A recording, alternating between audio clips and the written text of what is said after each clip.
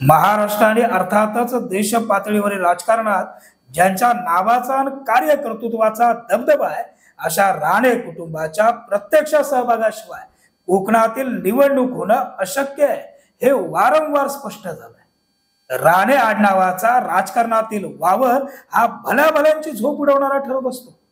सिंधुदुर्गचे सुपुत्र आमदार रवींद्र चव्हाण यांच्या भाजपा एकनिष्ठतेची आणि संघटन कौशल्याची पोच पावती तर त्यांना थेट महाराष्ट्र भाजपाचं प्रदेशाध्यक्ष पद बहाल करून भाजपाकडनं देण्यात आली। तिकडे त्या सावंतवाडीच्या राजकारणातून उदयास आलेले आणि संपूर्ण कोकणभर आपल्या कार्यपद्धतीनं आणि नम्र स्वभावानं प्रत्येकाला हवंहवंसं वाटणारं व्यक्तिमत्व म्हणजे भाजपाचे युवा नेते विशाल परब यांच्यातील नेतृत्वाची ताकद नेहमीच अधोरेखित होत आली। विशाल परब यांनी जोडलेला दांडगा जनसंपर्क अगदी त्याही पलीकडे जात आपल्या नम्र स्वभावामुळे प्रत्येकाशी जोडलेला मनसंपर्क हा सावंतवाडीच्या राजकीय पटलावर अरेरावीची आणि अवकाशची भाषा वापरणाऱ्यांसाठी अभ्यासाचा विषय झालाय हेही तितकंच सत्य आहे। सावंतवाडीत भाजपाच्या सुरू झालेल्या जनसंपर्क कार्यालयाच्या माध्यमातून नामदार नितेश राणे, आमदार रवींद्र चव्हाण आणि विशाल परब या त्रिसूत्रीची ताकद पुन्हा एकदा अधोरेखित झाली। विशेष म्हणजे या उद्घाटन कार्यक्रमाच्या निमित्तानं बहुप्रतीक्षांती राणे कुटुंब आणि विशाल परब हे एकाच मंचावर एकत्र वावरतानाचं चित्र पाहायला मिळालं। या त्रिकुटाचं एकत्र येणं म्हणजे सत्ता, संघटन आणि विकास संकल्पाचा महासंगमच आहे असं म्हणायला निश्चितच हरकत नाही। नमस्कार, मी साईनाथ गावकर आपणा सर्वांचं कोकणशाहीच्या पॉलिवूड मध्ये स्वागत करतो। एखादा पक्ष किंवा एखादा विचार हा कुठल्याही वास्तूत नसतो, तर त्या वास्तूच्या निमित्तानं जोडल्या जाणाऱ्या प्रेरक विचारांनी उजळून निघतो। हा विचार ज्या राजकारणात महत्वाचा मानला जातो त्या राजकारणात भाजपाचे युवा नेते विशाल परब यांच्या जनसंपर्क कार्यालयाचं उद्घाटन हा सोहळा अनेक कारणांसाठी महत्वाचा आहे। भाजपाच्या युवा नेतृत्वात आपली एक वेगळी ओळख निर्माण करणारे, कार्यकर्त्यांशी नाळ घट्ट जोडणारे आणि संघटनेच्या बळावर राजकारण करणारं नाव म्हणजे विशाल परब। पक्षात पुनर्प्रवेशानंतर विशाल परब यांनी नव्या जोमानं आणि नव्या ऊर्जेनं पुन्हा मैदानात उतरत आपल्या कामाची दमदार झलक दाखवली। त्यांचा स्वभाव, कार्यपद्धती आणि तळागाळातील संपर्क यामुळे आज भाजपा कार्यकर्त्यांमध्ये प्रचंड उत्साहाचं वातावरण निर्माण झालंय। स्थानिक स्वराज्य संस्थांच्या आगामी निवडणुकांमध्ये भाजपाला 100% यश मिळवून देण्याचा निर्धार त्यांनी केला असून त्यासाठी त्यांनी शहरापासून ग्रामीण भागापर्यंत संघटन कार्य अधिक मजबूत करण्याचा संकल्प घेतला। अगदी स्पष्ट बोलायचं तर विशाल परब यांचं आता भाजपमध्ये कमबॅक होणारच नाही अशा आशेवर असलेल्या अनेकांचा त्यांच्या भाजप प्रवेशानंतर हिरमोड झालाय। म्हणून अवकात काढेपर्यंत पोहोचलेल्या आरोपांच्या पैरी सर्रास सावंतवाडीच्या राजकारणात कानी पडत होत्या।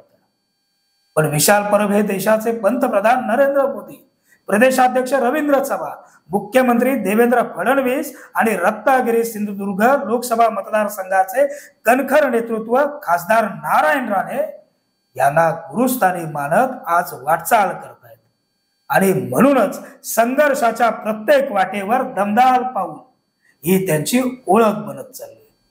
जिल्ह्यातील प्रत्येक घरापर्यंत आपली भाजपा हे ध्येय घेऊन वाटचाल करणारे विशाल परब हे आपल्या ध्येयाप्रती समर्पित आहेत। या ध्येयाचा पहिला टप्पा म्हणून सावंतवाडीत भव्य आणि सुसज्ज भाजपा संपर्क कार्यालय उभारण्यात आलंय। कार्यकर्त्यांनी नागरिक यांच्या थेट संपर्कासाठी उभारलेलं हे कार्यालय पक्षासाठीच नव्हे तर संपूर्ण तालुक्यासाठी आणि पूर्ण जिल्ह्यासाठी ऊर्जा देणारं केंद्र ठरणार आहे। भाजपा प्रदेशाध्यक्ष रवींद्र चव्हाण, विधानसभा अध्यक्ष राहुल नार्वेकर आणि पालकमंत्री नितेश राणे यांच्या प्रमुख उपस्थितीमुळे हा सोहळा केवळ उद्घाटन नसून भाजपाच्या नव्या संघटन शक्तीचा आणि युवा नेतृत्वाच्या दृढ संकल्पाचा प्रारंभ ठरणार आहे। भाजपा प्रदेशाध्यक्ष रवींद्र चव्हाण यांच्या नेतृत्वाखाली महाराष्ट्रात भारतीय जनता पक्षानं संघटनात्मक घोडदौड सुरू केली असून आज पक्ष नव्या उमेदीनं आणि संघटन शक्तीनं राज्याच्या राजकीय पटलावर नवे पर्व लिहितोय। या नव्या जोशात कोकण हा प्रदेशही मागे राहिलेला नाही. पारंपरिक राजकीय समीकरणांचं बंधन तोडत कोकणातील राजकारणात भाजप एक नव्या रूपात उदयास येतो. सिंधुदुर्ग, रत्नागिरी, रायगड या जिल्ह्यात गेल्या काही वर्षात भाजपानं संघटन मजबूत करण्यावर भर दिलाय. गाव पातळीपासून ते जिल्हा पातळीपर्यंत असंख्य कार्यकर्ते आज पक्षाच्या विचारधारेखाली एकवटलेलं चित्र आम्हा पत्रकारांच्या समोर येत आहे. प्रदेशाध्यक्ष रवींद्र चव्हाण यांच्या ऊर्जावान नेतृत्वाचं प्रोत्साहन या सर्वांना लागतंय. भाजपाला केवळ निवडणुका जिंकायच्या नाहीयेत, तो कोकणातील सर्वसामान्य जनतेच्या मनात कायमचं घर तयार करायचंय या भावनेतूनच त्यांनी पक्षाची संघटनात्मक रचना उभारलेली जाते. कोकणात आज भाजपाचं कार्य केवळ राजकारणापुरतं मर्यादित नाही, तर समाजकार्य, जनसंपर्क आणि विकास या 3 आघाड्यांवर समांतर सुरू आहे, अशी एकूणच चर्चा राजकीय पटलावर नकाली पडते. सावंतवाडीतील विशाल परब यांच्या संकल्पनेतून उभारलेलं सिंधुदुर्ग भाजपा जनसंपर्क कार्यालय ही त्याच घौतोडीची जिवंत उदाहरण आहे. या उपक्रमांमुळे भाजपा केवळ सत्ता नव्हे तर संघटन या आधारावरती कोकणात मुळं घट्ट रोवतोय. भाजपाचे युवा नेते विशाल परब हे सदैव कार्यकर्ता हाच पक्षाचा पाया या विचारावरती ठाम आहेत. त्यांच्या नेतृत्वाखाली कार्यकर्त्यांना केवळ प्रोत्साहनच नाही तर निर्णय प्रक्रियेत स्थान मिळतोय. शहरातील आणि ग्रामीण भागातील प्रत्येक नागरिकांच्या अडचणींना प्रतिसाद देण्यासाठी त्यांनी हे कार्यालय समर्पित केलंय.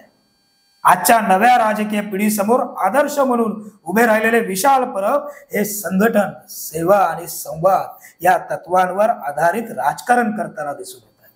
त्यांचा दृष्टिकोन केवळ सत्तेपुरता मर्यादित नसून समाजातील प्रत्येक घटकाला विकासाच्या प्रवाहात आणण्याचा आहे. सावंतवाडी आणि आसपासच्या परिसरात त्यांच्या नेतृत्वाखाली भाजपाचा झेंडा अधिक उंच फडकणार या शंका नाही.